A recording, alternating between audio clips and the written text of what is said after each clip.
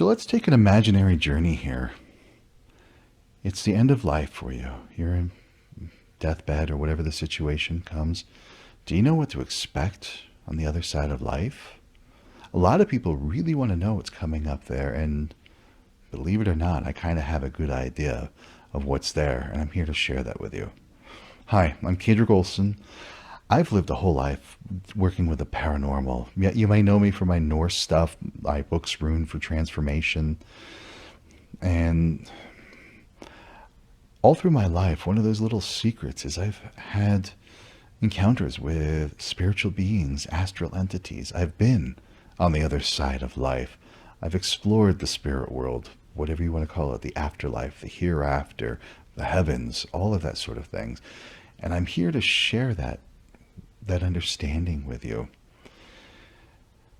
And part of my understanding came from working with beings that I call the whisperers. They're like guides, teachers. They were able to give me insight to things that we just can't perceive and understand in this physical world. And one of the things they taught me that I'm sharing with you now is what comes that moment of death when you cross over into the other life.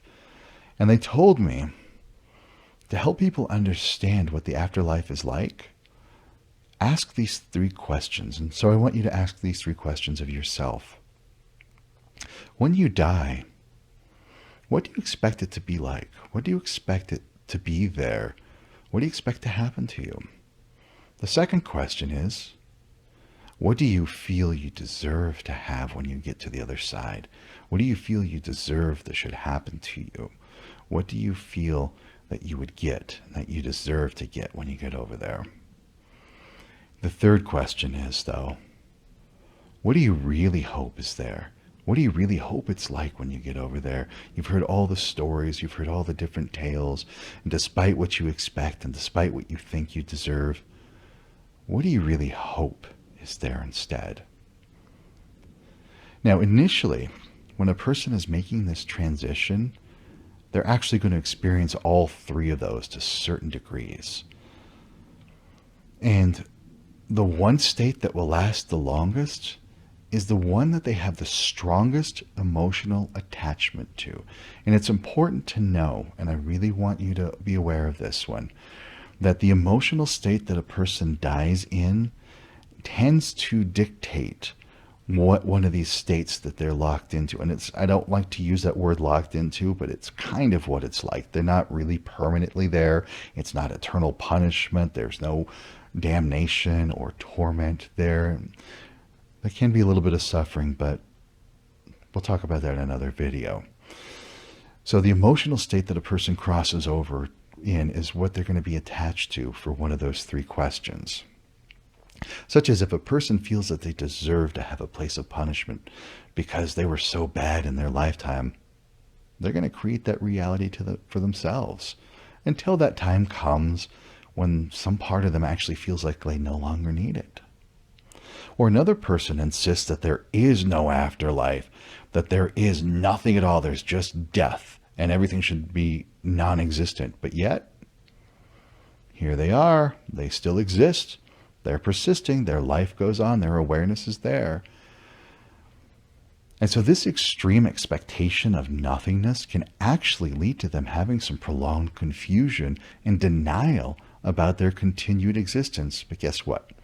They eventually get over it. I've actually seen these guys show up in seances. It's kind of fun, where they didn't believe there was an afterlife. There was no way. They were a materialist, reductionist scientist. Everything can be reduced to physicality, but yet there's no physicality here. How do I exist? Well, I didn't believe in seances. There's no such things as paranormal as seance. But yet I'm going to go play around on the other side of seance. I'm going to be the spirit moving the Ouija board for once. I've seen it. It's really kind of fun when they come to realization that I do exist. There is an afterlife. But it takes a bit of time for them to get over that.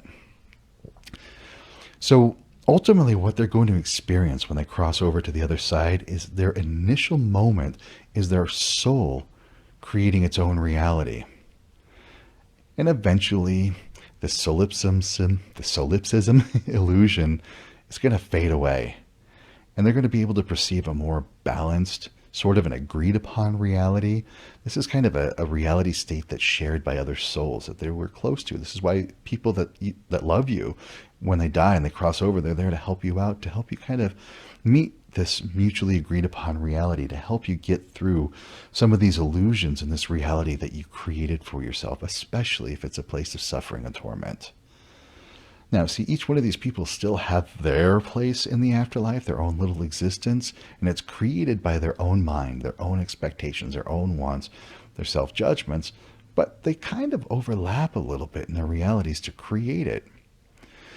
And what I really want to emphasize is that ultimately you are in charge of creating your own experience in the afterlife. And if you know that, why not start now? Start practicing some out-of-body work. Start practicing creating your own place in the afterworld. And start getting familiar with the lay of the land, how time works, how energy works, how all of the physics, so to speak, works over there. Some of these words that we use in our physical reality don't quite apply, but they're the best words we have to convey these concepts. And the reason why you want to play around with this and experiment with it is so when the time comes that you no longer need the body that you're in right now, you're prepared to get out of it. You're ready to make that big transition, and it's not so difficult. So go back to those 3 questions. What do you expect is there? What do you feel you deserve to have there? And what do you really hope is there? What do you really hope that it's like? Start exploring those questions for yourself. Do some deep meditation. Learn to get some out-of-body work. And get over there and start to experience it for yourself so that you can see what the afterlife and the other world is really like. Hail.